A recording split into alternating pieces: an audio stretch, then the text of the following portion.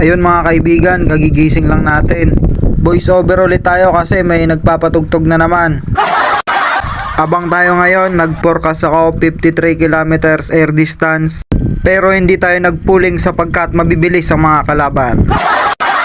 6:45 nagbitaw mga kaibigan, pero dapat mga 7:45 nandito na yung ibon kahit maka-speed man lang ng 800. Kapag hindi nakauwi si Boruto mga kaibigan, yari na, hindi na tayo makakalaro kasi yun na lang yung natitirang panlaro natin. At siya nga pala mga kaibigan, sobrang dami na ng mga ibon natin, parang kulungan sa bilibid, nagsisiksikan sa loob.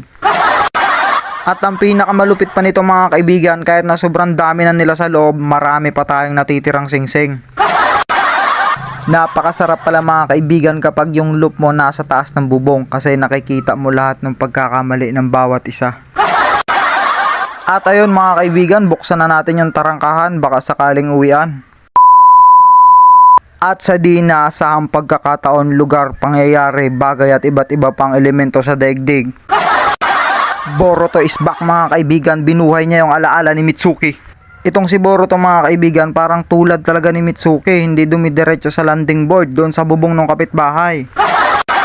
Pero okay lang mga kaibigan, at least inuwian tayo. At ito na lang yung natitirang lahi ni Mitsuki, ang huling ninja na mag-aahon sa kahirapan o kaya ay lulubog sa paghihirap pa natin. Iniisip ko kasi, malakas ang ulan kagabi, kaya hindi siya dumiretso agad sa landing board kasi nakikita niya yung mga tubig sa yero. Nag-inom-inom siya ng konti, tapos kunting lakad-lakad, tapos tingin-tingin sa akin.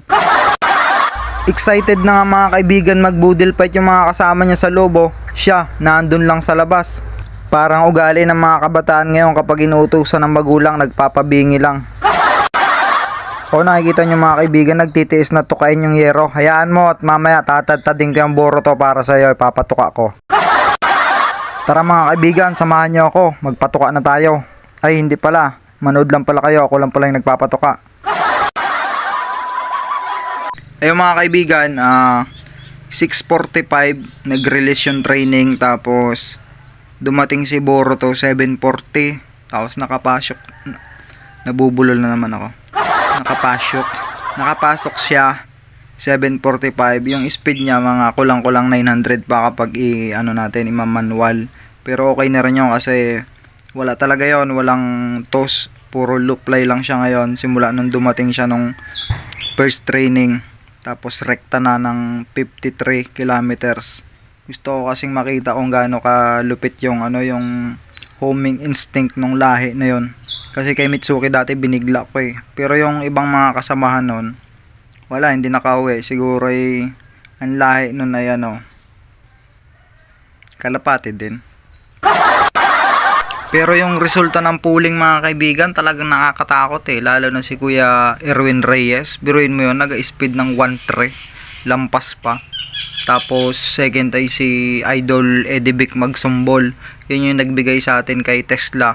Ibig sabihin kapag batcher na sa akin si Tesla tapos natitraining ko na, mawawala ng ranking si Boss Eddie kasi ako na yung papalit kasi ibon niya yun bigay sa akin. Ganun ba talaga? Ganun ba yun?